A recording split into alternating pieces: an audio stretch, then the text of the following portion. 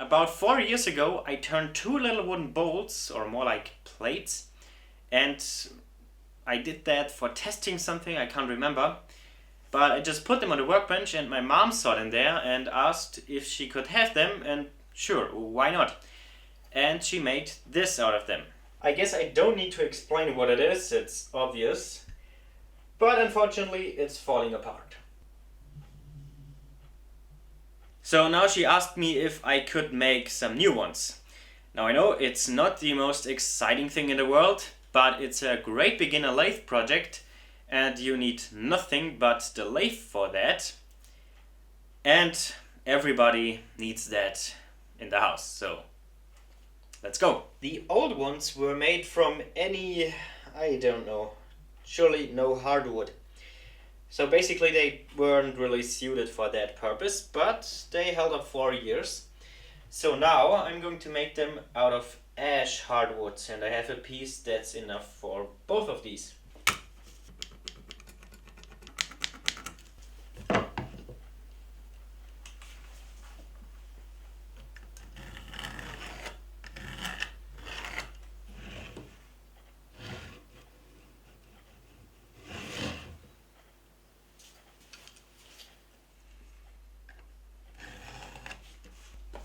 You said you need nothing but the lathe. But I need to cut that somehow. No, not that again.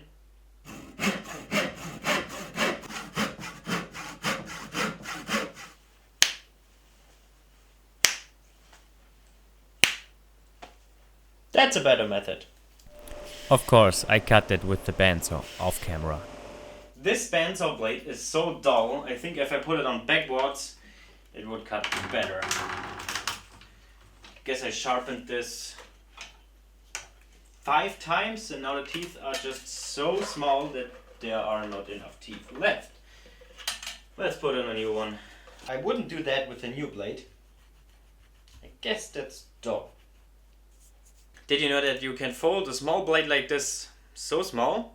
Just do the normal folding and leave one loop bigger, and then do the folding again with this loop, and then it will get this small. New blades on top of 6 old blades.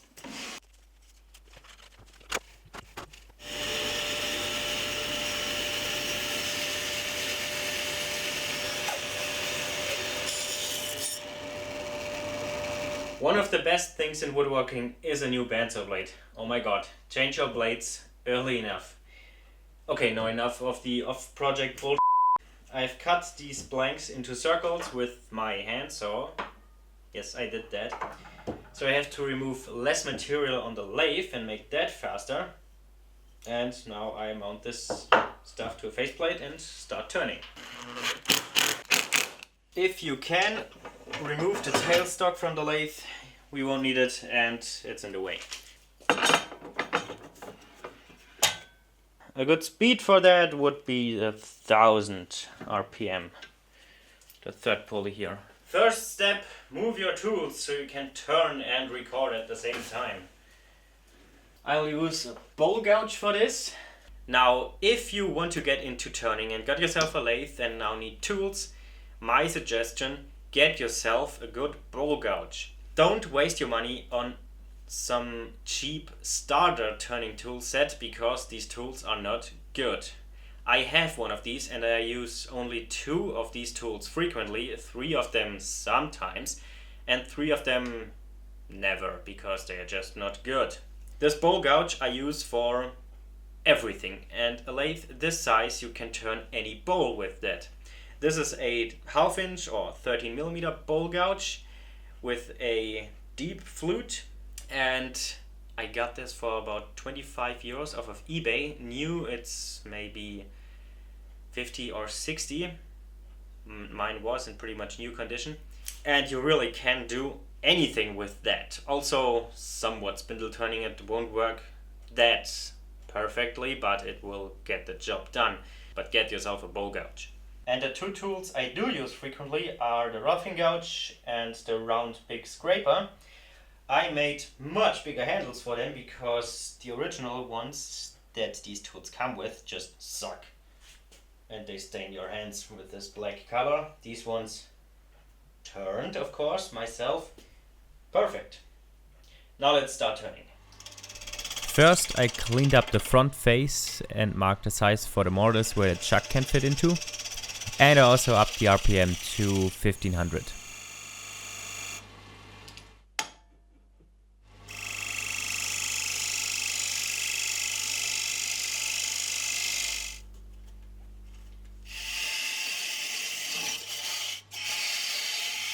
At this point I already want to finish turn the foot, and I can check if I'm flat by holding a tool against it. Need to turn a little bit more.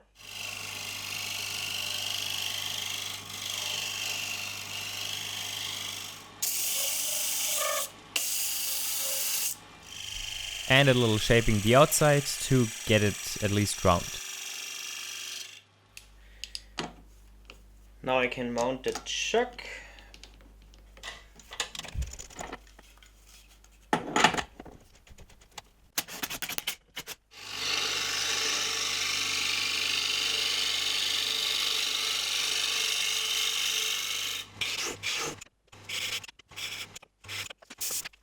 Next, hollowing most of this center out.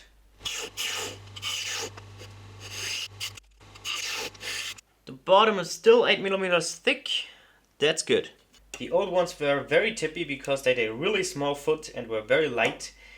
So this time I turned a big foot and now want to make it even heavier than it is. That's what I turned this for. Filling this up with BBs would work, but I don't have them. What I have are these little chunks of copper. I have absolutely no idea where I got this from. It's just here. And this, which I don't know where I have it from and what it is. But it's very heavy.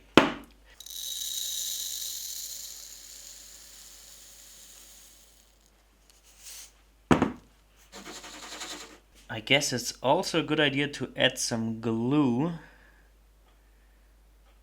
so they won't rattle around during turning.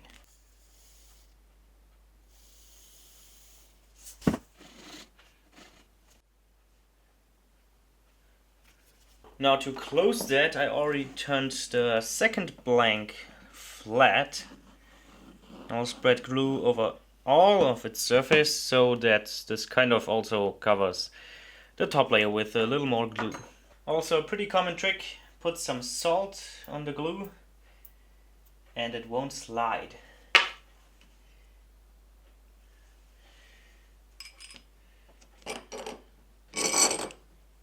Now while this is drying, I can prepare the other two blanks in a split of a second.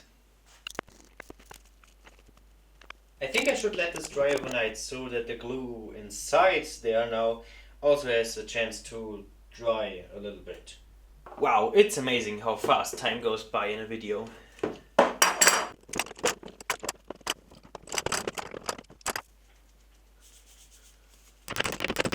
Now it seems that the glue inside did its job on one of them, but not in the other.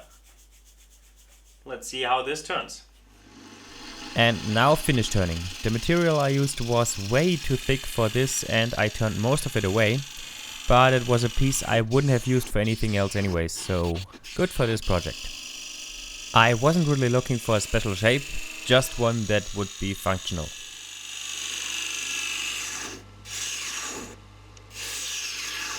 With two steel rulers I can check the depth. I must not cut too deep on this one. I think sanding is a waste of time here because thinking what this is being used for. But I tried to get a good surface with the turning tools and that's good enough.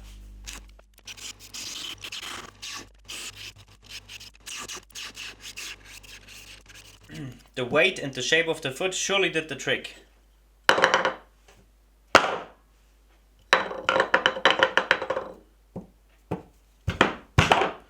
I think this will stay in place.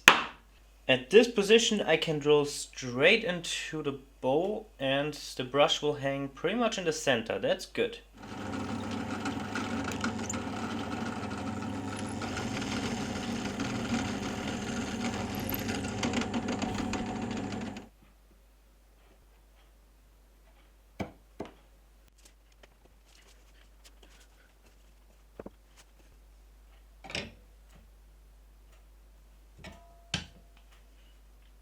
That's good.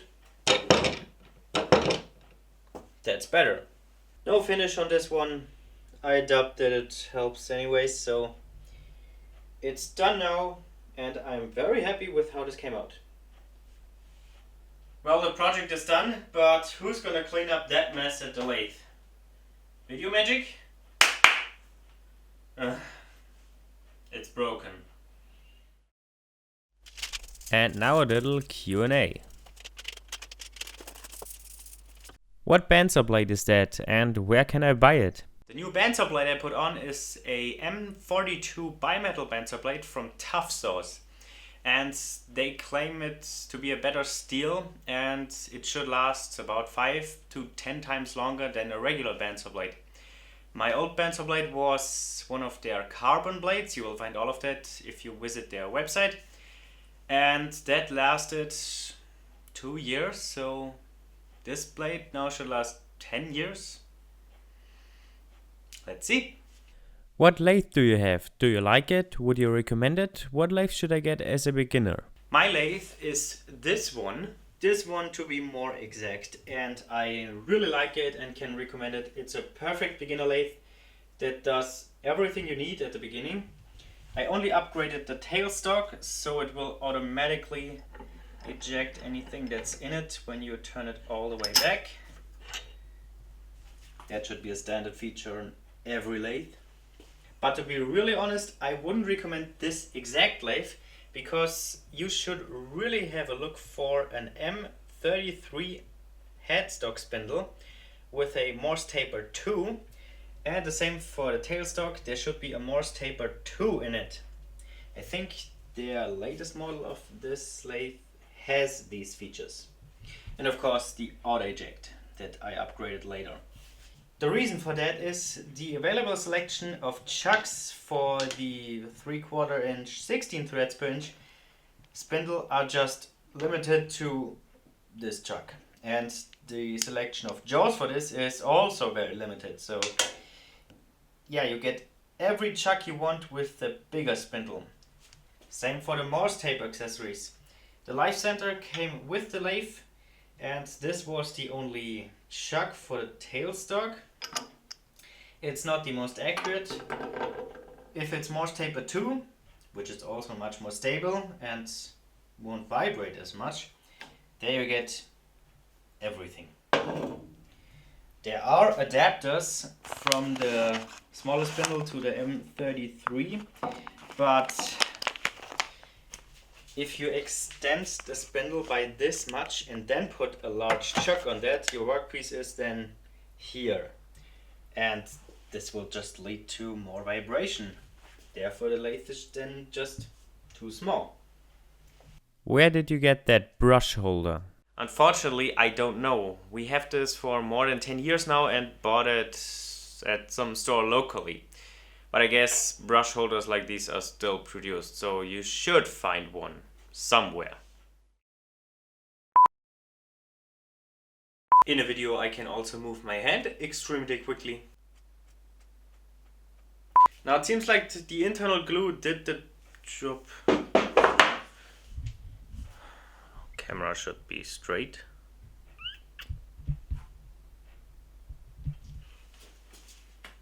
Yeah.